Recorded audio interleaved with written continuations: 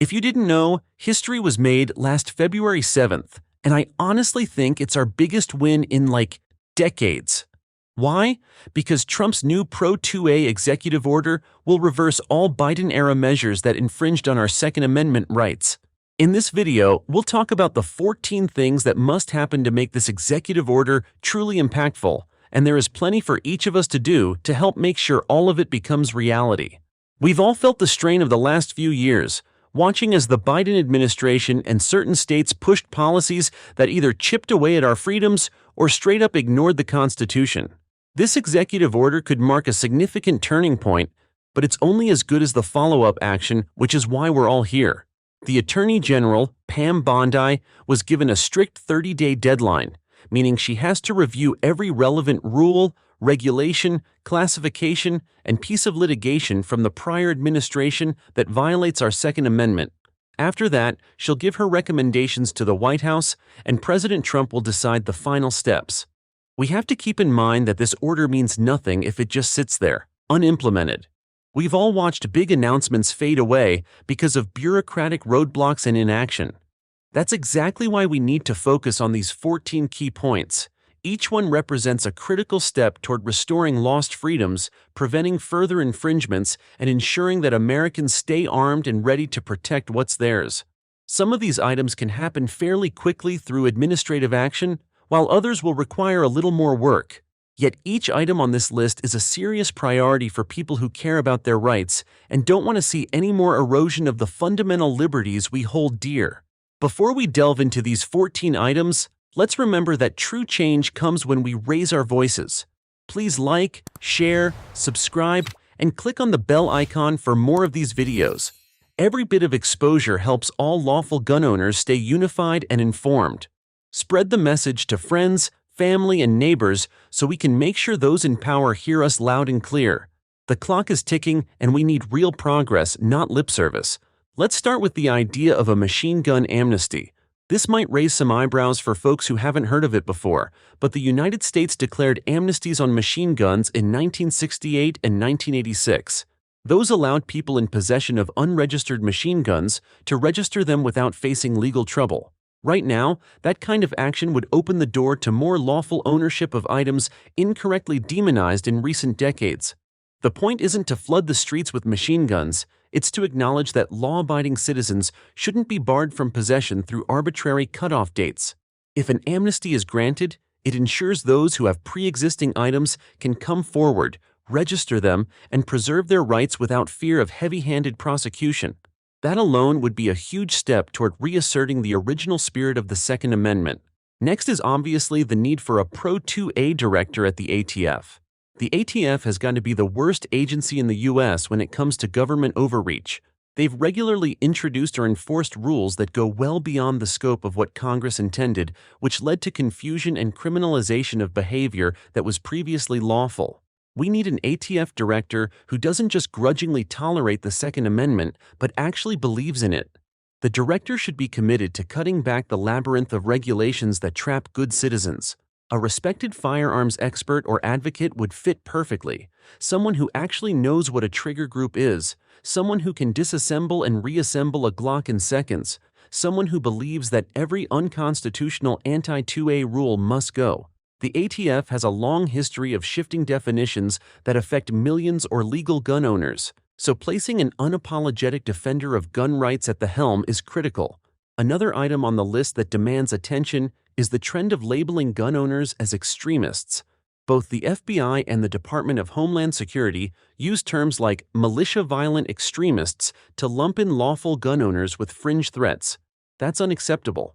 Simply owning a firearm to exercise constitutional rights does not put anyone in the same boat as those who intend harm. The administration must reverse policies and guidelines that feed into the narrative that all armed citizens are ticking time bombs. In truth, lawful carriers are among the most responsible people in the nation, and the law enforcement community at large should recognize that. There's also the problem of red flag laws. Despite claims of saving lives, many of these laws bypass due process by allowing confiscation of firearms before the accused has had a chance to defend themselves in court. Some states have jumped on the bandwagon, thanks in part to federal grants.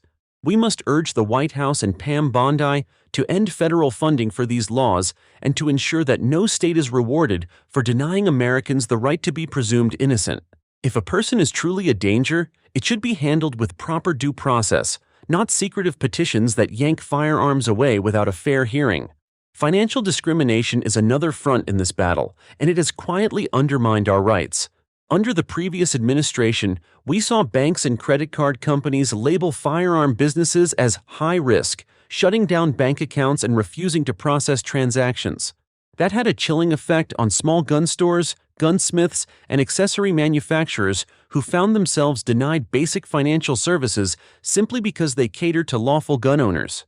The new executive order can help slam the door on such practices. Trump's team needs to ensure that financial institutions stop denying accounts on the basis of lawful firearm-related business. The free market should decide winners and losers, not arbitrary reputational risk policies punishing an industry that is protected by the Constitution. Another critical component is deleting the ATF's massive digital registry, which is said to contain nearly 1 billion firearm records. Current federal law explicitly prohibits the creation of a national gun registry, yet the ATF's own policies have built an enormous database that can be searched. This goes against the spirit of the laws that protect gun owners' privacy. If the entire point of our system is to trust that law-abiding citizens remain innocent unless proven otherwise, then a giant database listing virtually every firearm transaction is, at best, a suspicious overreach. Deleting that database restores privacy and puts the government back in line with existing law. We also can't forget the brave men and women who served our country. Over 250,000 veterans have lost their firearm rights simply because the VA assigned a fiduciary to help manage finances. That bureaucratic twist punished individuals who might have needed some assistance handling bills due to injury or stress, but it never meant they were incompetent or unsafe. We owe a debt to those who stepped up to protect us, and stripping them of their rights over administrative details is an insult to their service. Restoring gun rights to these veterans should be high on the list, and the Trump administration must see to it that this injustice is corrected without delay. One of the biggest issues we've faced for decades is the NFA. Ideally, we do away with the entire set of restrictions that hamper lawful ownership of suppressors, short-barreled rifles, and more. Realistically, the NFA is an act of Congress, so the president can't just toss it by executive fiat. However, the administration can modernize the NFA process to make it less burdensome. Imagine going to a gun shop, buying a suppressor, passing an instant background check, and walking out with it the same day. Right now, people wait months or even a year for approval. Speeding that up would make it easier for law-abiding citizens to exercise their rights while still abiding by current law. Import restrictions also come into play with the so-called sporting purposes test. This outdated standard blocks many rifles, shotguns, and handguns from entering the country if bureaucrats determine they aren't suited for a sporting use. What about self-defense, which should certainly be considered a valid use? We can see how this test is just another way for regulators to ban items they dislike without passing new legislation. Scrapping it would expand options for lawful owners and reaffirm that the Second Amendment isn't limited to sporting interests. Another item that would help countless gun owners is granting a universal exemption from the Federal Background Check System, or NICS, for holders of concealed carry permits. Many states have already allowed this because permit holders have undergone extensive checks. Requiring them to go through the same background check every single time they buy a firearm is redundant. The administration can push to extend this exemption nationwide.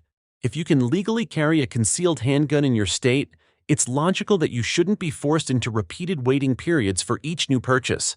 Then we have the wave of new rules the ATF rolled out on pistol braces, FRTs, and redefinitions of frames and receivers. These directives came not from an act of Congress, but from bureaucratic reinterpretations that turned law-abiding people into potential felons overnight.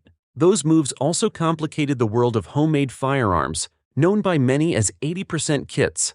Such sudden changes breed confusion and do nothing to stop actual criminals. The most direct path forward is for Trump and Bondi to roll these back entirely so that lawful owners aren't ensnared by administrative whims.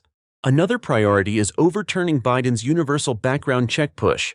The previous administration redefined who must become a gun dealer, effectively trying to force almost all private transactions to go through the federal system.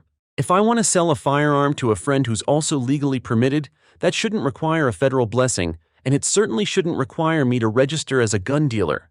Such universal checks create a paper trail that can lead to de facto registration, which the government has no right to enforce.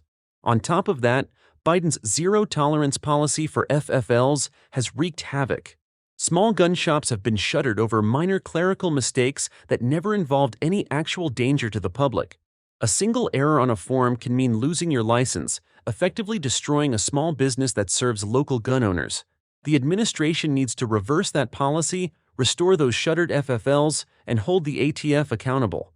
It should never be easier for the government to crush a business than it is for honest citizens to correct paperwork. Finally, we must see a full repeal of Biden's Executive Order 1492, which granted the ATF and DOJ immense power to push gun control through any angle they could find. That order was the catalyst for many of these infringements. Removing it would ensure that future attempts to turn administrative tweaks into sweeping gun bans are cut off at the source. Trump's team must fully dismantle anything attached to that order so that no piece of it remains in the bureaucratic pipeline. Each one of these 14 points matters.